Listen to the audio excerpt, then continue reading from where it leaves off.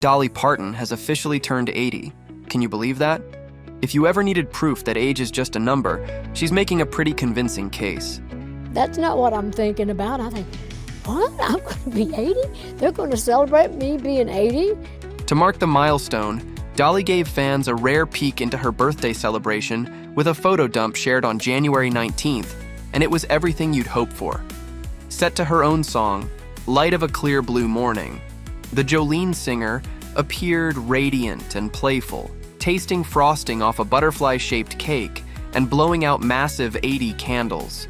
Not the usual way, but with a fire extinguisher. The moment was fun, over the top, and completely on brand for Dolly.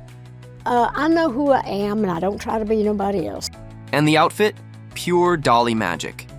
She wore a colorful rhinestone-covered patchwork corset dress with long sleeves, a mock neck, and a bold peekaboo cutout, finished with a cinched waist. Paired with her signature platinum blonde hair and full glam, it was clear she's still deep in her sparkle era, celebrating life completely on her own terms. I laugh out loud when people say I'm a fashion icon, because I never intended for that to happen. I just kind of dress the way I dress. In a recent interview with People, Dolly opened up about entering her next decade, and her perspective is exactly what you'd expect. Honest, grounded, and quietly inspiring. You know, not that anybody would want to celebrate that, but there is a celebration in the fact that I have done so much in that time and that I'm still doing it. And that's really the heart of it, looking back without regret while still looking forward. She also made it clear that getting older isn't something she plans to let slow her down. Everybody said, well, you're 80 years old, you're going to be 80 years old. I said, well, so what? Look at all I've done in 80 years. I just feel like I'm just getting started. I know that sounds stupid, but I think there's a lot to be said about age. According to Dolly, the real secret is not letting yourself feel old, because once you do, that's when it starts to catch up with you. And people say, well, how come you don't seem to get old? I said, because I ain't got time to get old.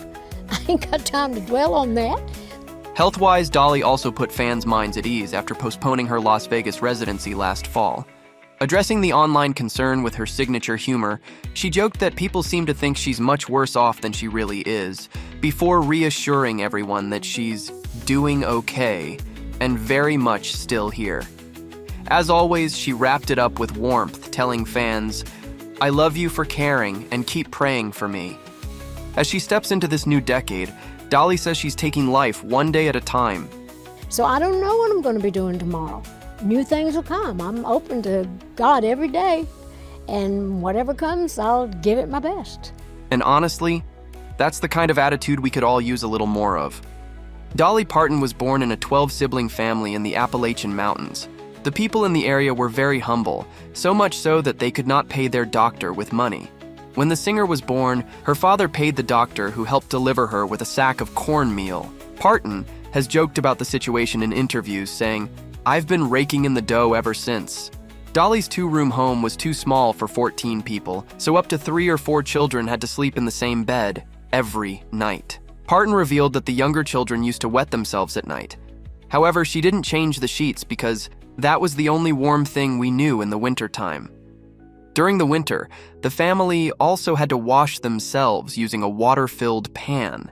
In the summer, they washed in the river using handmade soap. The singer's family stayed united during these hard times. In fact, they were the ones who made Dolly discover her love of music. Her mother was a singer, and several of her siblings also made music. Parton's uncle, Bill Owens, bought her a guitar and taught her to play. He also took young Dolly to sing at different places since he saw that she was very serious about music.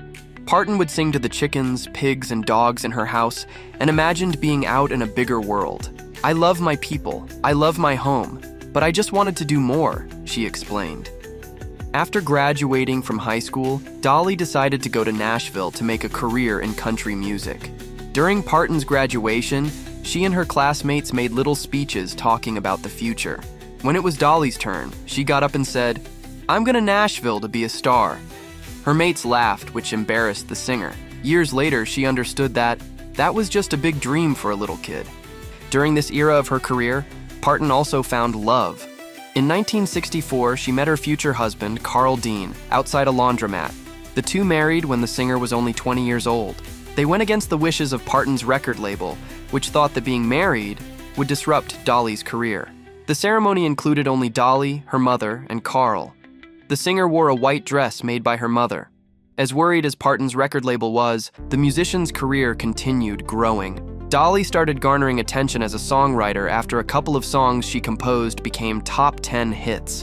In 1967, the musician joined a television series called The Porter Wagoner Show, where she became an audience favorite. The singer's first solo #1 hit was her song Joshua. After this, there were several other hits like Jolene or I Will Always Love You, which is her farewell to the Porter Wagoner Show. Parton's career had finally launched, and she was on her way to becoming a country legend. However, not everything was easy for the star. In one of the interviews featured in the book, Dolly on Dolly, Interviews and Encounters with Dolly Parton, the singer revealed that she once suffered from severe depression. In 1982, Dolly canceled her tour due to abdominal pain and bleeding. 2 years later, she had a procedure which made her unable to have children. Parton had an open marriage and was also struggling due to a breakup with a person she was seeing at the time. This period was so dark that Parton even contemplated ending her own life. One day, Dolly picked up a small handgun she owned and looked at it for a long time. Suddenly, her dog came running up the stairs. At that moment, Dolly had a revelation. I put the gun down. Then I prayed, Parton said. She confessed that she thought her dog's intervention had been a message from God. Years later, the star opened up about not being able to have children, telling the Today Show, I think it probably was God's plan for me not to have kids, so everybody's kids could be mine, and they are now. Being an established musician, Parton decided to use her stardom for a good cause, opening a theme park in her hometown to attract tourism and create employment. At this time, there was already a theme park in the area called Silver Dollar City. The owners decided they didn't want to compete with the singer and suggested a partnership, to which she agreed. The theme park was rebranded and reopened as Dollywood in 1986. The park is a tribute to the heritage, culture, and history of the Smoky Mountains where Dolly is from. The singer's philanthropy didn't stop with her theme park. In 1988, she started a foundation to help educate children in her home region. The foundation turned into the Imagination Library, a program that distributes free books to children in several countries until they begin their first year of school. Well, hello, I'm Dolly, the book lady from the Imagination Library. Dolly started the Imagination Library as a way to honor her father, who was never able to read or write. Parton's father helped her establish the foundation. He felt very proud for me to be doing that and to involve him in it, Dolly revealed. Parton also dedicated herself to reducing the high school dropout rate in her home county. The star asked 7th and 8th grade students to buddy up with a partner. If they both successfully graduated from high school, they would get $500 in cash. Thanks to this program, the high school's dropout rate went from 35% to 6%. Dolly also created a scholarship which provided $15,000 to each recipient so that they can pursue a college education. Throughout her life, Parton has stayed true to her values and who she is without forgetting where she comes from. The whole magic about me is that I look artificial, but I'm totally real, Dolly told USA Today. People see me. I want them to know me. Dolly is an example for anyone who wants to use their struggles as inspiration to help others. Here at Rumour Juice, we hope to enjoy the singer's music and philanthropy for many more years.